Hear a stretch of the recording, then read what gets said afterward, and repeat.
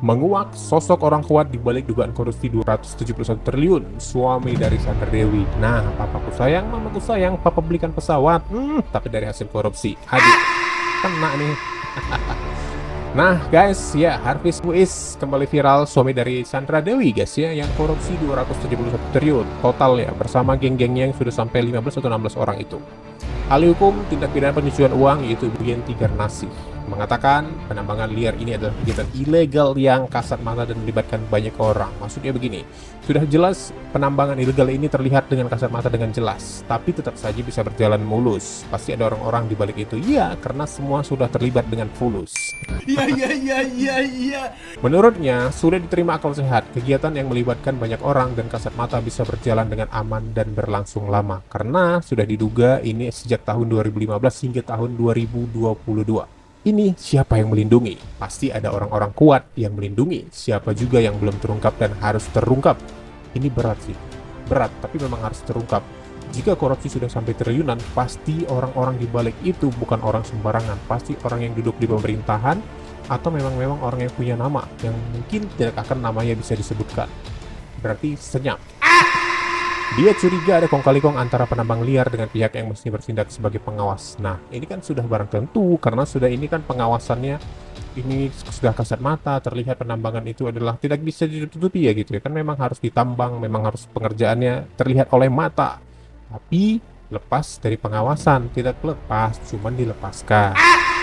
Ada pengawasan-pengawasan itu malah justru kong-kali-kong, supaya ada orang-orang yang pura-pura tidak tahu untuk bermain curang ini. Atau mereka ketahuan untuk menghabisi harta negara, untuk mengeruk harta negara ini demi kepentingan pribadi. Itu permasalahan. Kenapa? Karena kalau tidak diterapkan TPPU satu, kita kan tidak sesuai dengan teori dong ya. Harapannya bahwa semua kejahatan ekonomi itu harus diterapkan TPPU agar yang menurut bahasa masyarakat itu dimiskinkan, ya kan? Dan memiskinkan artinya merampas kembali hasil korupsi itu. Kita pikirkan untuk menjerakan, untuk mencegah orang lain supaya tidak melakukan korupsi. Bu Yenti ini mengatakan dia heran PT Timah Tbk yang notabene merupakan anak perusahaan Badan Usaha Milik Negara atau BUMN kebobolan dan menyebutkan negara hingga rugi ratusan triliun. Mahfud MD pernah bersuara kalau hasil-hasil korupsi dari tambang-tambang ini memang diberikan kepada rakyat Indonesia. Kalau garis bawah ya, kalau setiap orang bisa mendapat 25-30 juta tanpa bekerja, kasih bonus 30 juta. Boom, kalian mau? Aku mau, nggak nolak. Tapi itu hanya kalau. Oke.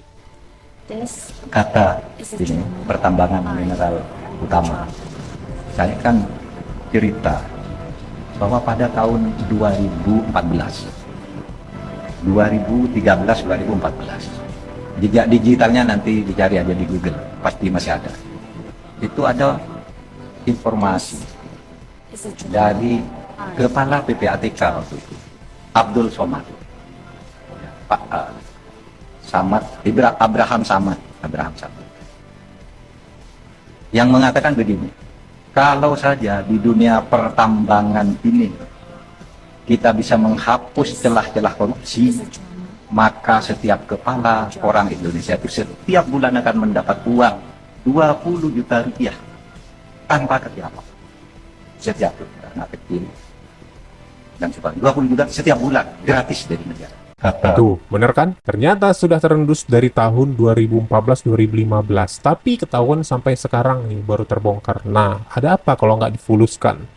20 juta coy, siapa yang nggak mau terima 20 juta? Pasti nggak nolak ya. Semua 20 juta dapat gratis dari hasil korupsi itu kalau. Tapi nyatanya diembat untuk kepentingan sendiri karena serakah. Nih, orang-orang kayak gini nih, yang ngaku-ngaku konglomerat milioner ya kan, beli pesawat. Ternyata dari hasil korupsi. Tertidur pulas. Lalu apa tanggapan dari Sandra Dewi terkait suaminya yang korupsi 271 triliun itu? Dia menutup kolom komentar di Instagramnya guys, semua silent. Dia menutup semua kolom-kolom komentar agar tidak dapat dihujat dan komentari oleh netizen itu. Sandra Dewi menutup semua kolom komentarnya guys. Ya, sepertinya karena beban mental, sepertinya trauma, dan sepertinya kaget, terkejut-kejut ya dengan tekanan seperti ini. Oh, suamiku ternyata di belakang ini korupsi yang aku tidak tahu, karena dia pernah menyebut kalau tidak tahu menahu seperti apa kegiatan pekerjaan suaminya di luar. mau ikut campur pekerjaan suaminya di luar. Nah ini efeknya, nggak mau nanya, nggak mau ini, nggak mau itu, ya kan akhirnya ternyata suaminya korupsi 200 triliun bersama rekan-rekannya guys, merugikan negara tapi hidup hedon. Yang terkena dampaknya adalah Sandra Dewi. Menutup semua kolom komentarnya di Instagramnya dan yang sudah follow sampai 24,2 juta pengikut. Rumah mewah suami Sandra Dewi di Aussie, Australia. Itu rumah mewah suami Sandra Dewi di Aussie bikin betah. Wah. Ketajiran keluarga Sandra Dewi dan suami Harvey Muiz sudah tak perlu lagi diragukan. Widih. Intip saja Ferrari, rumahnya bos. di Indonesia yang wah banget.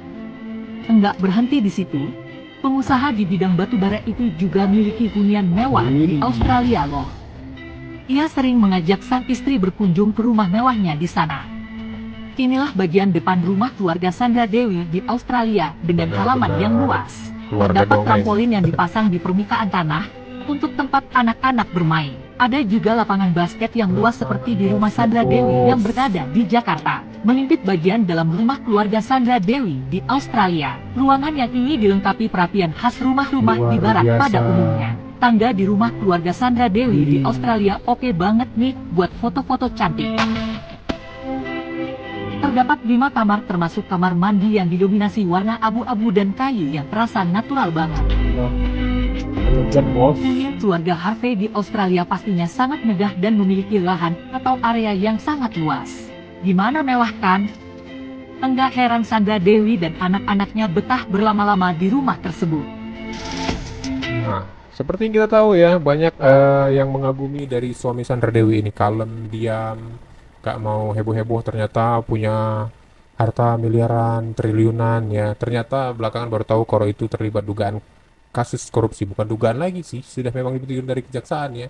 Nah, pinter banget nih guys, komen netizen, pinter banget bangun rumah di Aussie luar negeri biar nggak kena sita di Indonesia kalau kena kasus, soalnya di luar negeri telah lebih susah surat buat membekukannya. Nah, jadi dia beli aset luar negeri itu nggak tanggung-tanggung guys, di Aussie.